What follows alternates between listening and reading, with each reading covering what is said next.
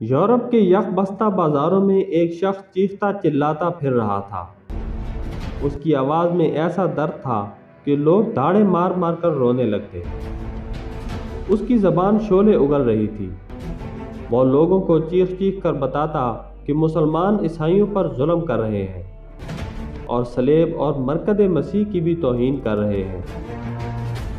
عیسائیوں کو مسلمانوں کے خلاف جنگ کے لیے بھڑکانے والا یہ شخص، جسے خود یورپی مورخین نے پاگل اور جنونی قرار دیا، فرانس کا ایک راہب پیٹر ڈی ہرمٹ تھا، جسے عرب کے مورخین پطرس کے نام سے یاد کرتے ہیں۔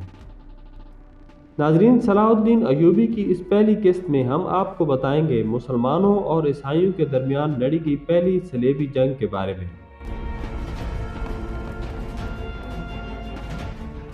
ناظرین کرام، خلافت راشدہ کے دور میں مسلمانوں نے قیصر روم کو شکست دے کر نصرانیوں کو بحیرہ روم کی دوسری جانب دھکیل دیا تھا۔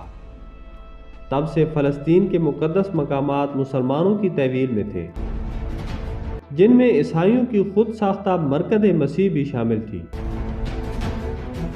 چوتھی صدی ہجری میں مسلمانوں میں اتحاد ختم ہو گیا اور وہ منتشر اور کمزور پڑ گئے، جس کا فائدہ اٹھا کر نصرانی مسلمانوں پر حملہ کر دیتے۔ کہیں پر شکست کھاتے تو کہیں مسلمانوں کو شکست ہو جاتی۔ صدیوں سے کلیسا دو حصوں میں تقسیم تھا، ایک مشرقی کلیسا جس کا مرکز قسطنطنیہ تھا، دوسرا مغربی کلیسا تھا جس کا مرکز روم تھا، اور دونوں میں صدیوں سے اختلاف تھا۔ سلجوکیوں کے مرد مجاہد ملک شاہ کی ہیبت سے قسطنطنیہ برسوں تک کانپتا رہا۔ سلطان ملک شاہ کی وفات کے بعد شام کی سلجوکی حکومت کئی ٹکڑوں میں بٹ گئی۔ اب نصرانیوں کے حوصلے بلند ہو چکے تھے۔ قسطنطنیہ کے شہنشاہ ایکسیلس نے روم کے ساتھ اختلافات بھلا کر مسلمانوں کے خلاف اتحاد کی کوششیں شروع کر دی۔ ادھر پیٹر ہرمٹ جیسے راہب اپنی اشتعال انگیز تقریروں سے لوگوں کو مسلمانوں کے خلاف اکٹھا کر رہے تھے۔ یاد رہے کہ مسلمانوں اور نصرانیوں کے درمیان کئی جنگیں ہوئیں، مگر ہر جنگ کو صلیبی جنگ نہیں کہا جاتا۔ صلیبی جنگیں صرف ان جنگوں کو کہا جاتا ہے جن کی دعوت عیسائیوں کے مذہبی پیشواؤں اور پادریوں نے دی تھی اور صلیب کے نام پر لڑی گئی، جو 1096 میں شروع ہوئی اور 1291 تک یعنی 200 سال جاری رہی۔ پہلی صلیبی جنگ کے لیے جب نصرانیوں کا بہت بڑا لشکر تیار ہو کر سب سے پہلے ایشیائے کوچک میں سلاجقہ روم کی مملکت سے گزرا تو وہاں کی آبادی پر ظلم و ستم کی انتہا کر دی۔ یہ منیسا کا علاقہ تھا جو سلجوکی سردار سلمان بن قتلمش کے زیر تسلط تھا، جسے الپ ارسلان سلجوکی نے ایشیائے کوچک کا حاکم مقرر کیا تھا، مگر اس نے یہاں ایک خود مختار حکومت قائم کر لی جس کا مرکز کونیا تھا۔ جب صلیبیوں کا لشکر یہاں پہنچا تو کونیا پر سلمان کا جانشین سلطان کلیج ارسلان تخت نشین تھا، جس نے نصرانیوں کے مظالم سے گھبرائے بغیر جوابی حملہ کر کے منیسا اور دیگر تمام سرحدی علاقے واپس لے لیے۔ اس حملے میں 3 لاکھ صلیبی موت کے گھاٹ اتر گئے۔ صرف وہی لوگ بچے جنہوں نے اسلام قبول کرنے اور نصرانیوں سے لڑنے کا وعدہ کیا۔ یہ جنگ پیٹر کی ناموری پر پانی پھیرنے کے لیے کافی تھی۔ وہ بڑی مشکل سے اپنی جان بچا کر یورپ پہنچا اور ذلیل و خوار ہو کر گوشہ گمنامی میں جا پڑا۔ اس شکست کے بعد یورپ کے امراء نے ایک بار پھر لشکر جمع کرنا شروع کر دیا۔ لورین کا نواب گارڈ فریڈی بولین 80,000 پیادے اور 10,000 گھڑ سوار لے کر روانہ ہوا۔ اس کے دونوں بھائی، چچا زاد بھائی اور دیگر نواب اپنی اپنی فوجیں لے کر اس کے ساتھ شامل ہوتے گئے۔ اس طرح اس فوج کی تعداد 5 لاکھ پیادوں اور 1 لاکھ سواروں تک پہنچ گئی۔ 26 مئی 1097 کو جب یہ لشکر قسطنطنیہ سے ہوتا ہوا سلجوکی ترکوں کی سرحدی قلعے منیسا کے سامنے پہنچا تو وہاں 1 ماہ تک جنگ جاری رہی۔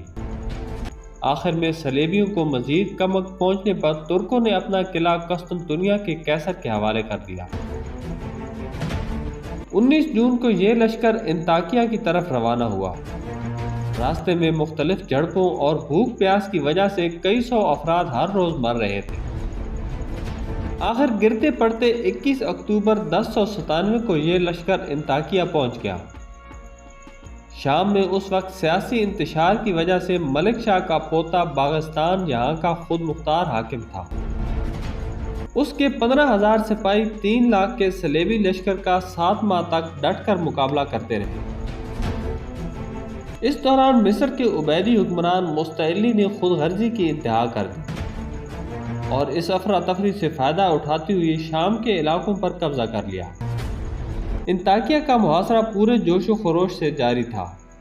میسورین کی مدد کے لیے حلب، دمشق، حمص اور کیساریہ سے کچھ فوجیں تو آئیں، لیکن راستے میں جھڑپوں کے بعد واپس لوٹ گئیں۔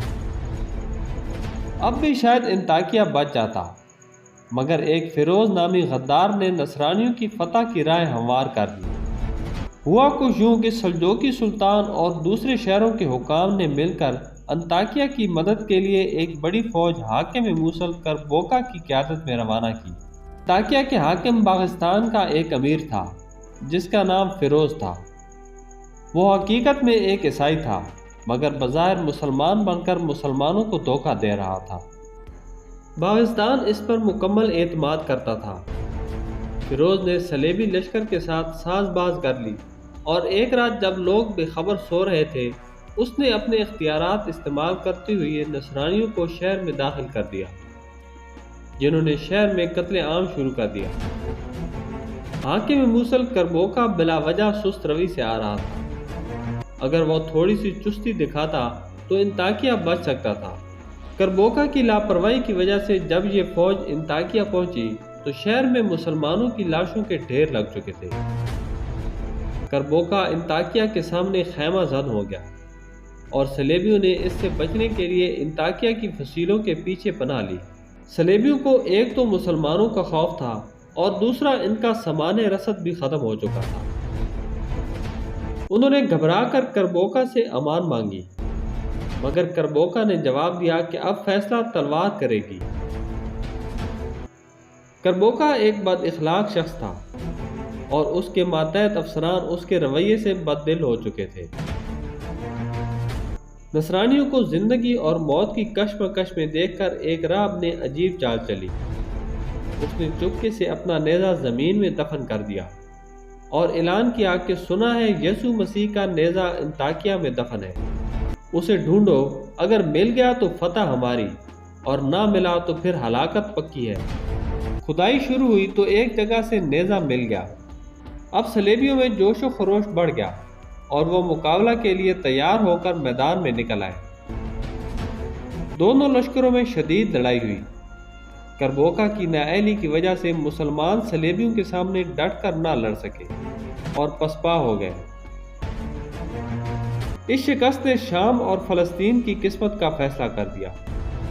اب صلیبی مختلف علاقوں کو فتح کرتے اور مسلمانوں کے خون کی ہولی کھیلتے آگے بڑھ رہے تھے۔ اس دوران عبیدی حکمران مستعلی عیسائی حکمرانوں اور صلیبی لشکر سے اپنے مفادات کے لیے خط و کتابت کر رہا تھا تاکہ بیت المقدس جو اس نے کچھ عرصہ قبل سلجوکیوں سے چھینا تھا اس کے پاس رہے، مگر صلیبیوں نے اس کی اس خواہش کو حقارت کی نظر سے دیکھا۔ بالآخر عیسائی لشکر 6 جون 1099 کو القدس کے سامنے پہنچ گیا، جہاں پہنچتے پہنچتے 3 لاکھ میں سے 50,000 افراد رہ گئے۔ اگر مسلمان اتحاد کر لیتے تو عیسائیوں کو شکست دینا مشکل نہ تھا، مگر القدس کے میسورین کو کہیں سے مدد نہ ملی۔ بالآخر وہ دردناک دن بھی آ گیا جب 42 دن کے محاصرے کے بعد صلیبیوں نے القدس پر قبضہ کر لیا اور خون کی ندیاں بہا دی۔ سقوط القدس کے بعد شام اور فلسطین کو 5 ریاستوں میں تقسیم کر دیا گیا۔ اس دور میں مسلمانوں کو ایک اور خفیہ تنظیم سے خطرہ تھا جسے حسن بن صبا نامی شخص چلا رہا تھا۔ اس کے مرید خفیہ کارندوں کے طور پر ہر دربار اور ہر شعبے میں موجود تھے۔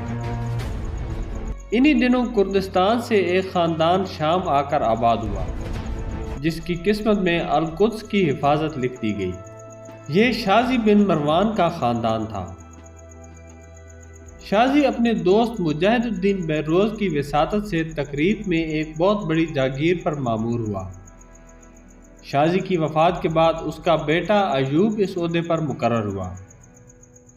ایوب ایک ہوشیار، متحمل مزاج اور دور اندیش نوجوان تھا جو بعد میں نجم الدین کے لقب سے مشہور ہوا۔ نجم الدین ایوب اور بہروز میں اختلاف پیدا ہو گیا۔ ہوا کو یوں کہ عماد الدین زنگی سلطان سنجر کے کہنے پر بغداد کا انتظام سنبھالنے کے لیے بغدادی فوج سے لڑ پڑا اور پسپا ہو کر نجم الدین کے پاس پناہ لی۔ جب اس بات کی خبر مجاہد الدین بہروز کو پہنچی تو وہ ناراض ہو گیا۔